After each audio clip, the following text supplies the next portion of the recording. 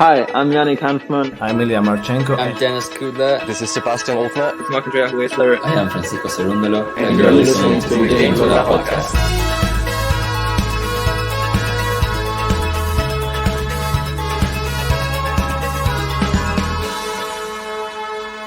Hopefully you enjoy it.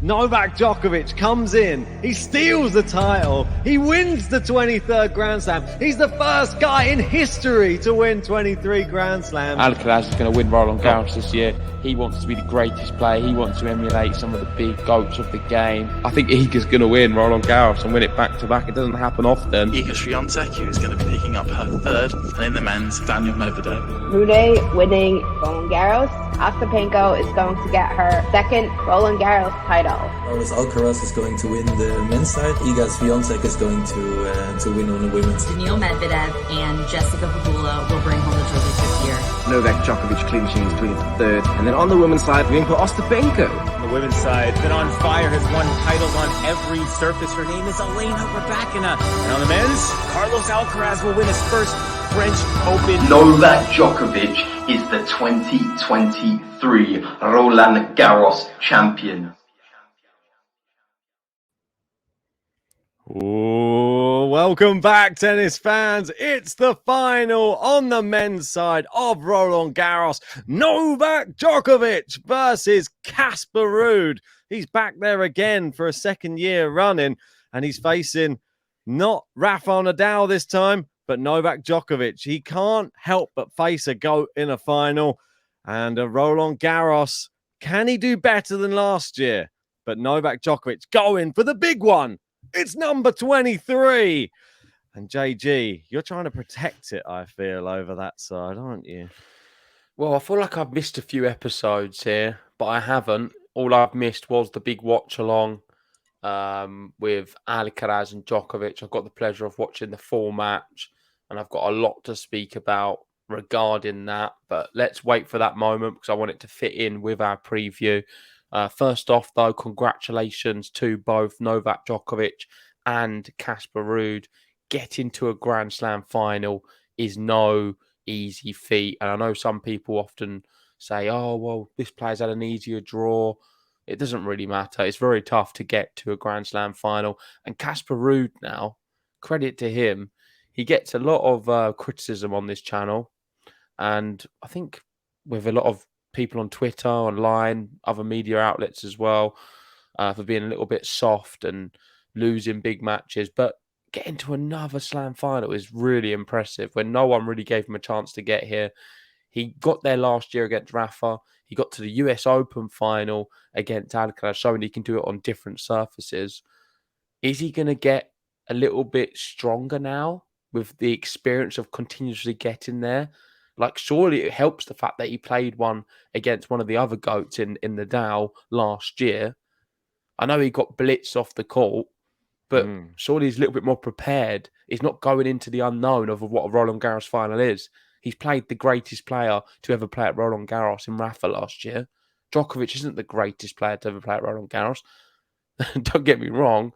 He's no easy pushover, but surely he's a little bit more prepared. That's my thinking going into this one. But I'm sure we're going to go into all of the tweets and all of the details very soon.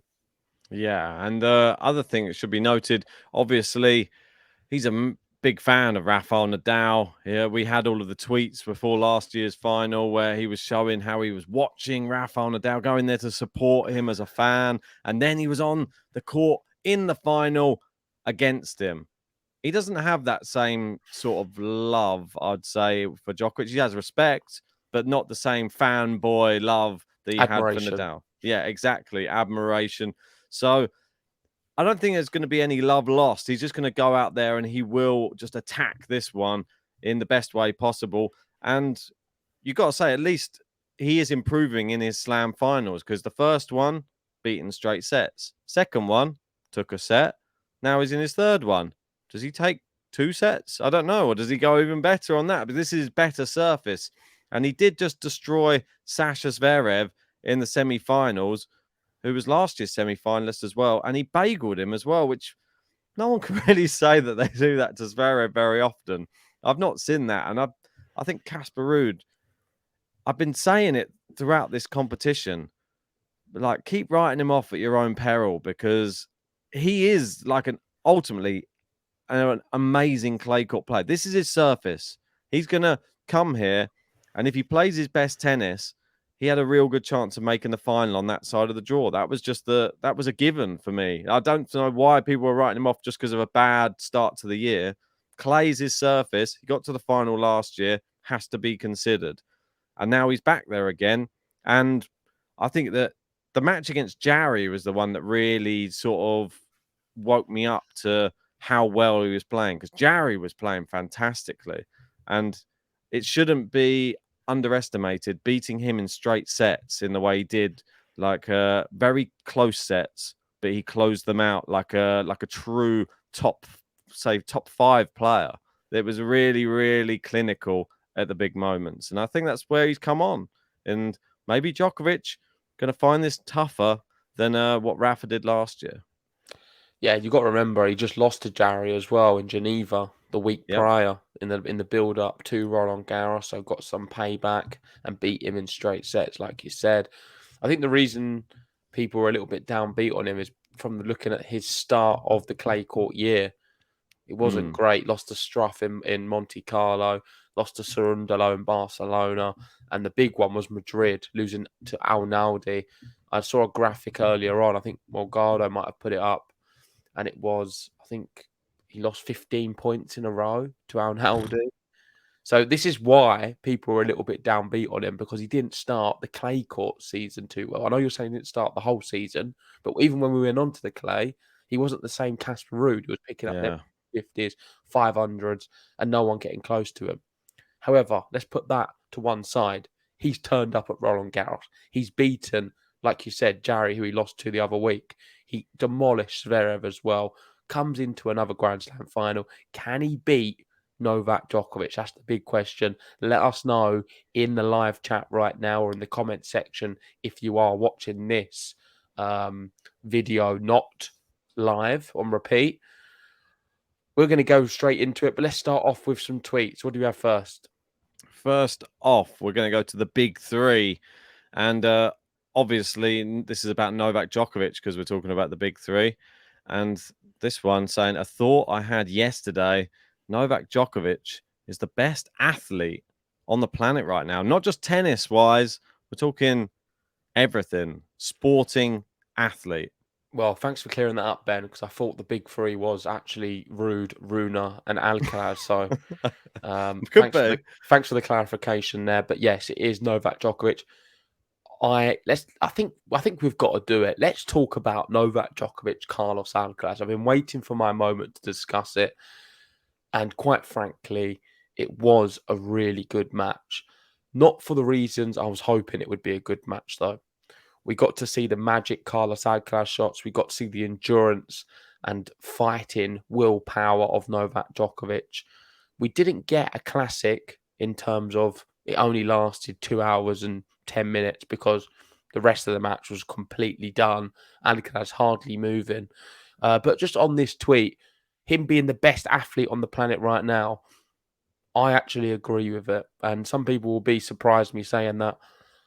In terms of athleticism, for someone of, what's his, 36, is he? 37? Yeah, 36. It's just not normal. I'm sorry, it's not normal. We keep saying it on these episodes. We was talking about it last year, even the year before. The more I watch him, the more I just am completely bemused. I don't understand how someone can physically compete with someone 16 years younger who's in the top of their game, who looks like they can demolish anyone, who just won the US Open after playing the longest time on court in history. No one spent that long on court and then won a Grand Slam at the US Open. Carlos Alcaraz did it.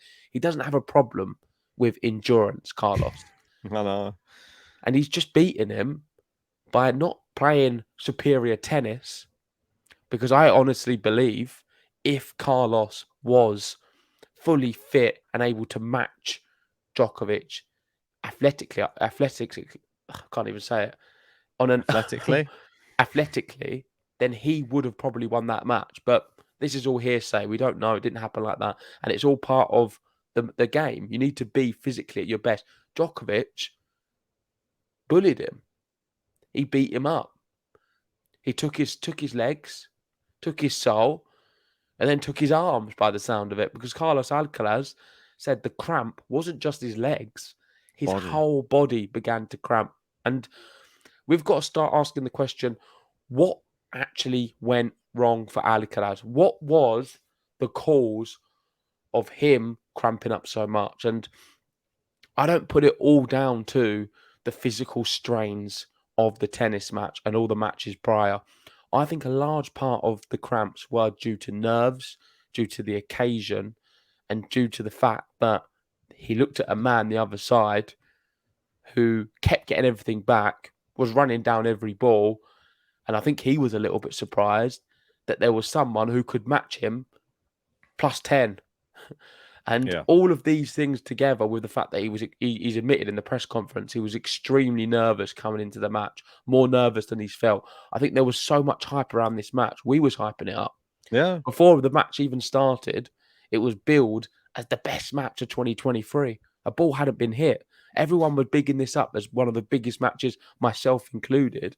All of this pressure, I think, really got to Carlos Alcaraz. He had a really tough first two sets. The second set where he just clinched it and he was looking amazing, having to fight so hard. And ultimately, all the tension, all the nerves had an effect on his body. His arms stopped working. And then shortly, his legs stopped working. And I mean, it's very difficult to play tennis, as you know, without arms and legs. Well, most definitely. I mean, they're two of the key components to tennis, I feel, the arms and the legs for playing against Novak Djokovic, especially. For me, I feel that Carlos Alcaraz, for the first two sets, he was incredible. I mean, I've thoroughly enjoyed it. The thing about this match that I enjoyed the most was the fact that Novak Djokovic didn't start slow. He came out all guns blazing and he took the match to Alcaraz. And that was something I don't think Alcaraz expected. And because you hadn't seen that in any of the Djokovic matches so far in the tournament. Maybe surprised him. And the thing that I kept saying throughout the match as well, this is Alcaraz's first ever French Open semi-final. This is the tournament he's expected to go on to win the most out of all of his slams. He hasn't won one yet. He needs to still get to the final. He still needs to get that first one under his belt. This is a lot of pressure on a world number one. He's coming in. This is the first tournament he's ever been world number one in as well, that he's actually played as well. You got to put that. There's all these added pressures that he's taken on his shoulders. And not to mention, he didn't really do himself any favors by coming into this match looking incredible. So everybody's expecting him to go on the court and play the same way he played in the last like 3 matches where he completely destroyed everybody. And he talked himself up a lot as well. He said he's ready for this match. He's in the best physical state of his career, and he feels so ready for Novak Djokovic. He said he played his best match ever against Tsitsipas in the round before. He said his best he's ever played. I mean, he gave it the talk, Carlos Alcaraz, and quite frankly, he didn't deliver. And I don't want to be too harsh on him because these things can happen. And I think it's a learning curve. He's still super young. Yeah. And it's something for him to overcome. But physically, I don't know all the science. But from what I was reading about cramping, it is something which is very avoidable. Yeah. And it's all to do with conditioning. So physical conditioning and the work you put in on the gym, off the tennis court, all the physical hard work. Maybe something's missing in his camp with his fitness regime, something he's not been doing. I'm not sure. It did happen also against Sinner in Miami. So it's the second time we've seen an incident now with Carlos Alcaraz cramping up in big moments and unable to play his tennis. So I just hope this is not going to be a theme of the rest of his career. Because it's very ugly if it is. Well, this is the thing. And I said this in the match as well. I think the game style of both players has to be taken into consideration. I was like sort of putting it out there. Has Novak Djokovic been playing under his best ability coming into the semi-final so his body's not even been stressed. I think that he was, because you saw that level was so much higher in the semi-final than it was against Khachanov and in the rounds before. But Alcaraz, he's been playing lights out tennis for every single match and hitting the ball. That's so taxing on your body. It has to take a toll. I don't just think it's because he's playing lights out tennis. I think it's just the style of tennis they play. It's grueling. I can't think of the exact word I want to use, but Carlos's and Nadal's style of tennis is very taxing on the body. Djokovic's is not so taxing. And I mean that in a very positive way to Djokovic. He has a very complete tennis. Well, there's a lot more strategy involved in it. It's not going for power all the time. It's efficient. Efficiency, yeah, for sure. On efficiency level, he's not exerting his muscles in a way which maybe other players on tour do, which will help him preserve his body. For a Grand Slam, 2 weeks you've got to preserve it for. I can't explain it, but he plays in a way which is unplayable in the best of 5 format. That's why he's won so many slams. That's why he's favourite to win 23 today, as it is. So it's remarkable, and that's why I like the comment we saw earlier. Athleticism-wise, nobody can match him. He's an incredible tennis player. And I feel that Alcaraz can learn something from that match. That's the key thing. And I think he even said it, that's like a learning curve for him. Every Grand Slam will be. He's won a slam from playing like crazy tennis. Now he's going to have to realize there's going to be some players that just don't go away. And you're going to meet them in the latter stages of tournaments. You're going to need to reserve something. You don't have to wallop everybody straight sets. Yeah, I like the fact that Carlos gives it the big talk before any matches. Yeah. And that's what he was doing. Before the tournament, he also said, when he thought Rafa was playing, he said, I really hope to play Rafa at Roland Garros because I believe I can beat him. It's great in one way, but he needs to actually back it up as well. And as much as I think it's good for the sport, start backing it up now, Carlos, because you give it the big one against Rafa as well. And Rafa didn't even play, so we can't talk about it. But you did it against Djokovic and you lost.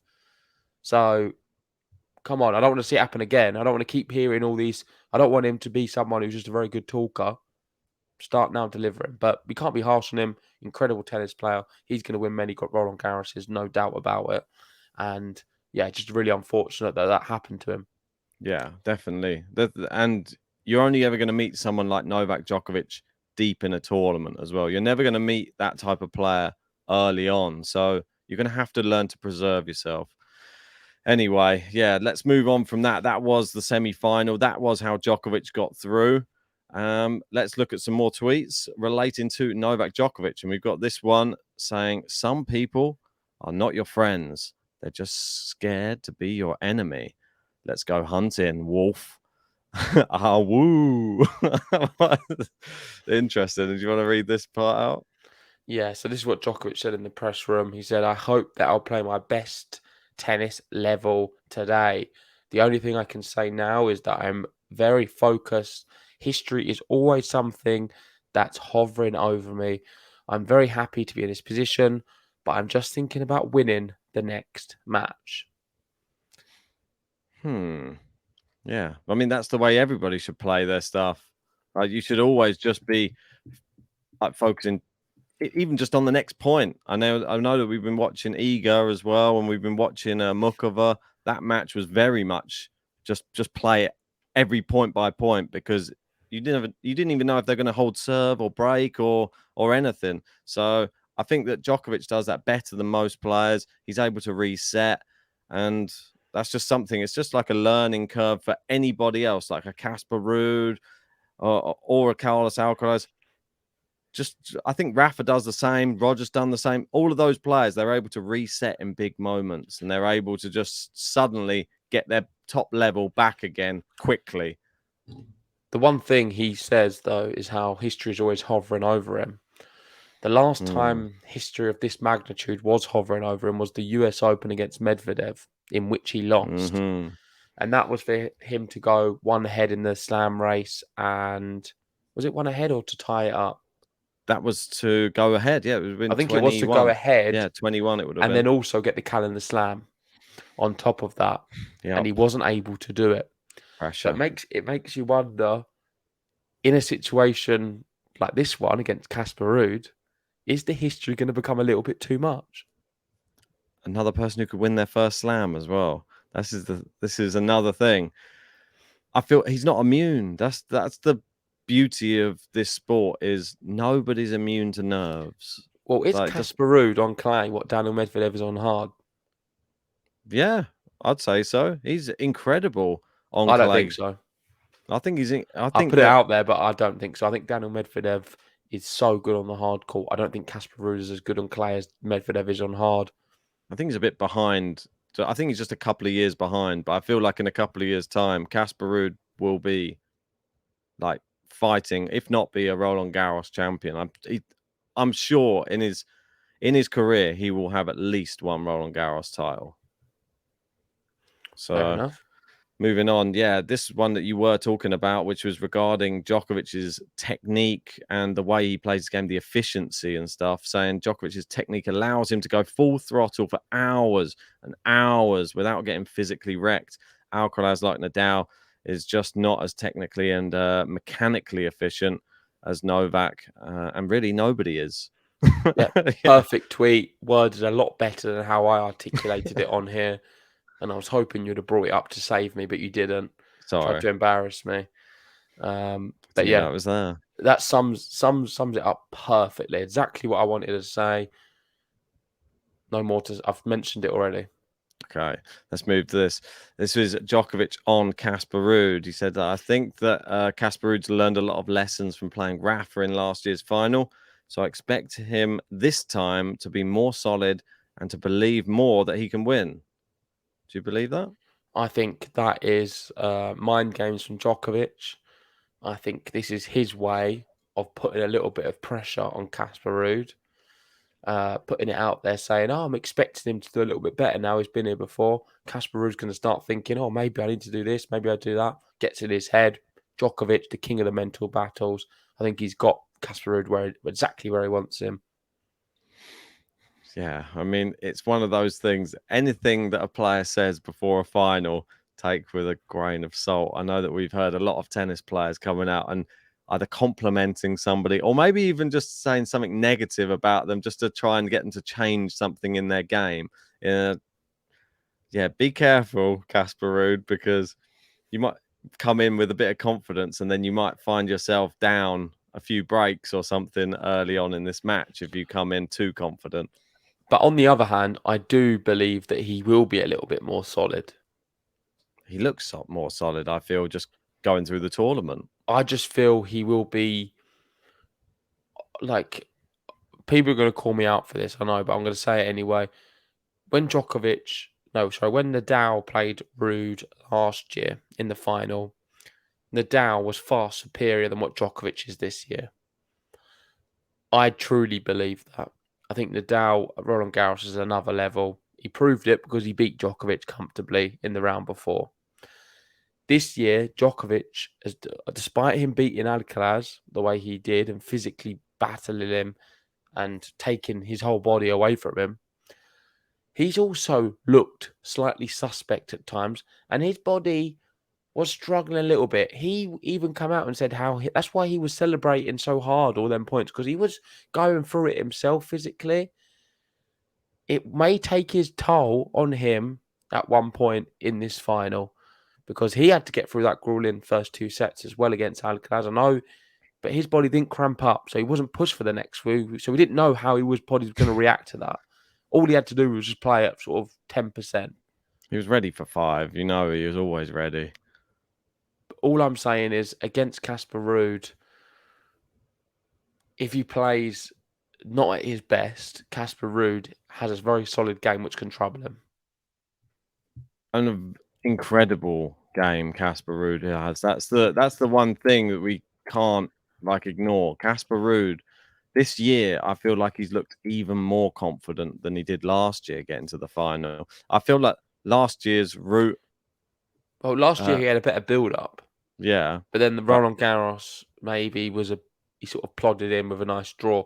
This year he has played better, definitely. Oh, most definitely. I thought that the Zverev result for me, that was crazy. Just absolutely just destroyed him. He dropped a set to, was it Zhang, I believe, and to the Italian. Can't remember. Was it Zeppieri? Well, we've got the route, so maybe you can bring him up. Okay, I'll bring up the route and then we can have a quick look at that. Is it this one? Yeah, we go. Zeppieri, that was it. So he had EMA first round. He had 2 qualifiers back to back. But Zeppieri was close to taking him to 5. He got injured at the end of the 4th, if you remember. He got a set back, and then unfortunately he was celebrating breaking Casper Ruud back, but then he got broken straight back again because he got injured just after breaking him, which was crazy. Zhang took 1 set, and then after that he made light work of Holger Luna. It wasn't even really that competitive. I mean, Holger Luna only started playing in the 3rd set, and it was too little too late. And then Sasha Zverev, well, we know what happened with that one. We saw that was his easiest match, I think, which is stupid to say. He's getting better as the tournament goes on, and that's what you need to do. You need to peak, hopefully, for the final. Jarry was good. Runa was great. Zverev even better. Are we going to get the best level in that final? I hope so. I really hope so. I'm quite interested to know what his record is like in 5-set matches. That's what I'm just going to try and have a look at the moment, just to see if there is a good record for 5-set matches. Just give me 2 seconds. I want to see if there is like a. If there isn't, so be it. But I was just going to bring up his all matches. Yeah, I think you just have to go through the whole list, to be fair. It's just going to take forever. Yeah, I'm not doing that. Anyway, if you can let us know in the comment section on live chat on Casper Ruud's 5-set match record, it'd be interesting to see, just to see if he does get pushed there by Djokovic, what's his mentality like? Does he like it when he goes deep in a match? Or is he the type of person, we see him when he gets it done, he normally gets it done pretty quickly, Casper Ruud. And that's the thing with him that worries me a little bit. I'm looking here, I think the last 5-setter he had was against Tommy Paul, and that was at the US Open, where he did win in 5, which was a grueling one, but he did bagel him in the final set. So that was last year. So did win his last 5-setter, but it's not Novak Djokovic, is it? No. So, yeah, it's just one of those things. I mean, looking at Djokovic's route, 1 second. Let's just get that up now. Let me see. Which one is that? Apologies. Here it is. Right. So, Djokovic, obviously, we look at his route. Kovacevic, Fucsovic, Fokina. We've been through this a few times already, I think, through the tournament. Varias. The toughest ones, I think we'd agree, Fokina. Yeah. Hachana for a set, maybe, and then all in all, I preferred the Fokina one.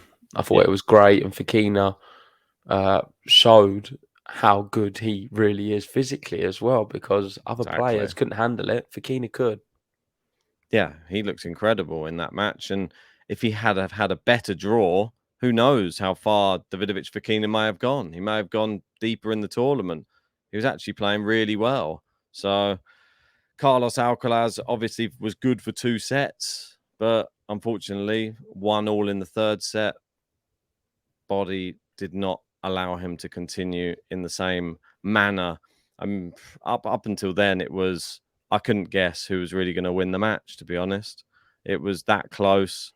It was enthralling, intriguing, but Alcaraz is going to have to work on something off the court to be able to allow himself to compete with people like Djokovic when we get to this stage of a competition. So we've got, right, let's just go to this next one. This one's one for Tennis Insights, talking about Casper Ruud. Do you want to go through this one for us?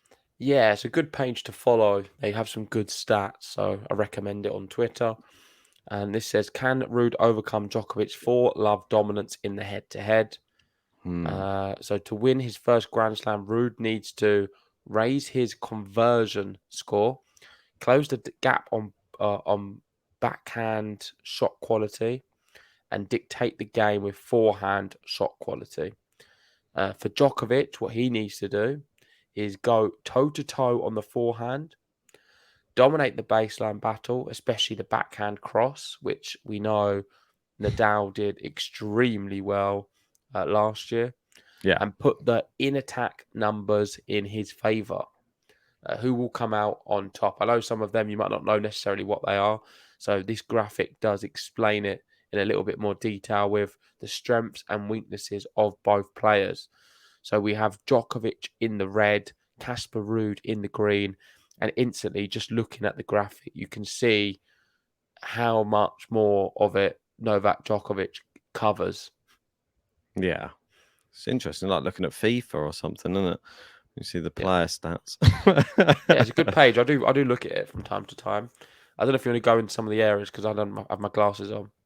Right, so we can have a look here, and they can look at serve quality there, and we've got is that right? Casper Ruud is 8 for him on serve quality. Djokovic 7.8, which Casper Ruud, I'm not surprised about that because his accuracy. Well, it's one of the few areas that Ruud just about beats him. Return quality. This is surprising, but Ruud has a better return quality. Yeah, that's mad. Forehand, extremely similar. Moving down. Backhand, Djokovic blitzes him. We knew that. In terms of skill, Djokovic is there. The baseline battle, Djokovic has him. And conversion, Djokovic. And the last one, in attack. So, yeah, all in all, Djokovic, I think, can win this match from the baseline. And I think that's what he will aim to do. He'll want to just move it to Casper's backhand as much as possible because Djokovic's one is the best. So I feel Djokovic knows exactly what he needs to do. He's got the 4-love head-to-head as well. Casper Ruud never beaten Djokovic. It's a massive ask looking at all of these numbers. But let me know, guys, in the comment section. Do you agree with some of these? Do you think that maybe we may be surprised in some of these areas? Let us know. The return one, I am for sure. Yeah, that one, like the fact that it's so, it seems vast. The return quality to be 7 to 8.9 for Casper Ruud, but I guess this is from actual stats through the tournament, so it must be. Ruud's a fantastic returner. Yeah. Very, very good. He gets very good depth on them and gets them in very close to the baseline a lot of the time. So that makes it more interesting because Djokovic, obviously a fantastic server of the ball. And that first serve, maybe Casper Ruud be getting a few of them back in play.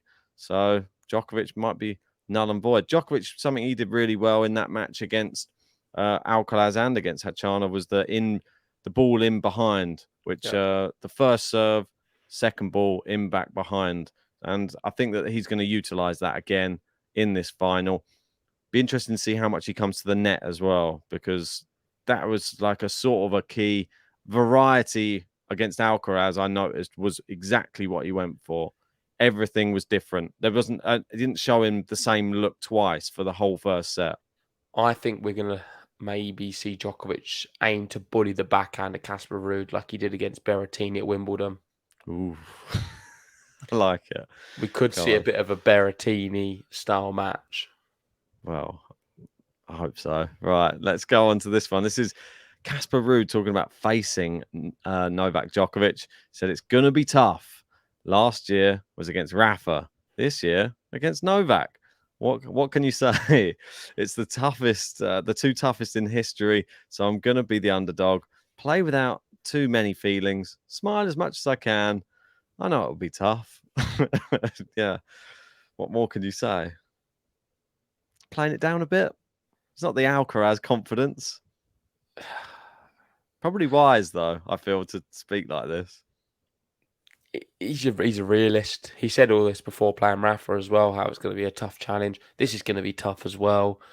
Not many people are expecting Casper Ruud to come in and win. But I do feel we'll get the best Grand Slam final he's ever produced.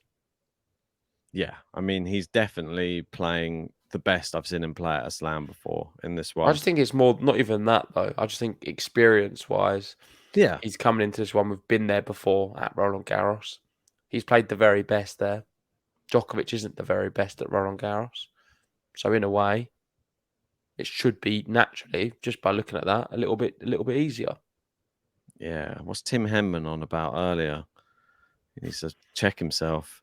What's he doing? I think it's just for the promo. Yeah, I know, but it was a bit like we could have used some other wording.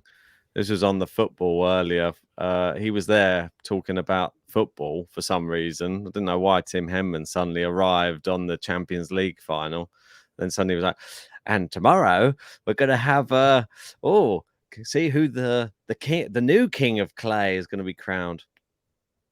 We know there's only one king of clay. It's Rafael Nadal. So let's just accept that. And let's just say who's going to be the Roland Garros champion for 2023. I'm glad you know that, Ben. So that's what I will happily admit that. But the one trophy that everybody is going for, it's not the king of clay. It's the Conference League. It's the GO. Sorry. It's the GOAT. Oh. That's it. The GOAT title. Sorry, I thought it was the Conference League. It might be the Conference League as well. There's a lot of people that think that might be bigger than any slam that's ever been. But maybe that's just the East London contingent that are enjoying that. Moving on. Right, moving on. I don't know if we've got many left, to be honest. Okay, this one. Casper Ruud, over the past 3 years. I like this graphic. It just shows how good and consistent he's been on multiple surfaces. I'm not going to go into all of them. You can read them on the screen. Some of the finals: Miami 2022, the US Open 2022, Roland Garros 2022, and 2023 Roland Garros finals. This is his first final he's been to this year. Then, yeah, and you've got to think that obviously the last final he was in, he actually played Novak Djokovic as well, which was the tour finals. Which I think I skipped that one when I was reading off. We had the player roulette when I was what do you call it? I was Casper Ruud, and you were Novak Djokovic. Yeah, that's right. Player roulette. So we had that as the last final of last year, which it seems crazy because I didn't expect him to be getting to the final on indoor hard court, but he surpassed my expectations, and I think he gave a good account of himself in that one. It wasn't like a complete whitewash. It was 7-5, 6-3 to Djokovic, but you expected Djokovic probably to be even more dominant. But an indoor hard court, certainly. I don't think that's Casper Ruud's surface. So, yeah, that's a good point you make. Did extremely well. Despite him losing all the times against him, Djokovic, they're not the worst losses in the world. Look, tie break, 7-5, 6-4s. And he's only getting better. Djokovic playing on the clay. I know they played in 2020 on Rome, but it was quite close, that one. I think 3 years on, it's only going to be... Oh, yeah, it's also 2022. Just a break each one. Surely it's got to be close. Casper Ruud can win a set. And I'm telling you now, Casper Ruud will win a set. So they only play each other at Rome or the Nitto ATP final. That's just what happened. It's the first time they're getting to meet each other at a different tournament. Probably sick of playing each other at those ones. This one in the Slam final. And look, that they played in the final before. They played in the semi-final twice. So when they meet each other, it means that they're both in really good form. So, and I do think, like you said, it's never been a whitewash. There's not been a bagel or breadstick. Well, I mean, it is all whitewash. He's never won a set, but but it's not been like really dominant sets. Anyway, let's get into the prediction. Enough about all of the tweets. Bring up the main one, Ben. Oh, yeah, let's do it. Come on. And we will give our prediction. So, my prediction for this final. Drum roll. Everyone is saying Novak Djokovic will win number 23. And it's so difficult to look past him. Like, really, really difficult. If I had to be totally honest, though, my prediction for this one is Djokovic to win in 4 sets. I think it's extremely difficult to see Casper Ruud winning. I think he will take a set in this final like he did against Alcaraz at the US Open. But my official prediction is, for the record, Casper Ruud in 5 sets. What happened there? I'd already written it down. It's gone again. So, I think, let me clarify. I Cue think Djokovic. hate into the live chat. I think Djokovic is going to win in 4 sets. I think Ruud will win one. But my official me. prediction is going to be Casper Ruud in 5. My What is my official- logic behind that? There isn't one. The real reason is I want to try and protect 23 and I want Rafa to stay on top. Drop Level. the mic. Level. But Stay on yeah. top. He is Well, on top at the moment. Yeah. Well, Djokovic is on top. Nadal is on top. So I want Nadal to stay on top with Djokovic. Well, I feel that it is only fitting that Novak Djokovic, he takes the 23rd Grand Slam in Roland Garros, in Paris, lifting a 3rd Roland Garros title, which would be more than the Australian Opens that Rafael Nadal has, his least slam, let's say. So he would have 3 of Nadal's. Nadal only has 2 of his. He would get to the 23 Grand Slams. And I think, I thought you said it first. I think he's going to do it in 4 sets. But I thought you were going for it. I was like, he's going for the same as me. But then you changed it. So I'm happy. I'm going for Djokovic in 4. I think Casper Ruud is definitely good for a set in this one. If you don't think he is, then I think you haven't been watching any of his tennis in this tournament. I wouldn't even be surprised if he could go a bit further, but I'm going to stick with 4. I feel Djokovic may be nervous in this one. That's the one thing that's worrying me in this whole thing. I'm going to stick with 4 because I think it's safe. But yeah, Casper Ruud could be a party pooper. He's going to be he's another Daniel Medvedev. Listen, Novak Djokovic is not coming to Rafael Nadal's house on Philippe Chatrier and taking the lead. It's too much of an insult. I cannot say it on this episode. I can never say it on the podcast. It hurts as a Rafa fan. I do not want to see him do it. I'm sorry to Gene. I'm sorry to Gary. I'm sorry to Ardil. I'm sorry to you. I'm sorry to anyone else who is unhappy with me saying that. But I'm a Rafa fan. I do not want to see Novak Djokovic win this Roland Garros. Certainly not at Roland Garros. I do not want to see him lead in the slam race. And for that, I am hoping Casper Ruud can win this one in 5 sets. Do I think that's going to happen? Probably not. I think Djokovic wins in 4. The big hope I've got is Djokovic may be a little bit fatigued. The pressure of the history could be a little bit weighing too heavily on him. That's the crowd will be behind Casper Ruud. What? Ruud has the incentive of knowing that he's doing it for Rafa's name, and he's a massive Rafa fan as well. He's been here before. He's ready. Incentive for Djokovic, that. They're always close sets. Ruud in 5. Come on, Casper. No, don't disappear on me. No, like you always do. You've just highlighted another incentive for Djokovic there. Anybody who's a fan of Rafael Nadal, he's going to definitely want to defeat. So for me, he's definitely going to get it done. He wants this so bad. That's the problem. He does want it so badly, and he wants this Roland Garros more than anything. I think he wants it more than another Australian Open. He wants it more than another Wimbledon. He wants this 3rd Roland Garros. You're going to have to literally tear it out of his hands. And that's why I think Novak Djokovic wins Roland Garros. Number 23, top of the tree, GOAT.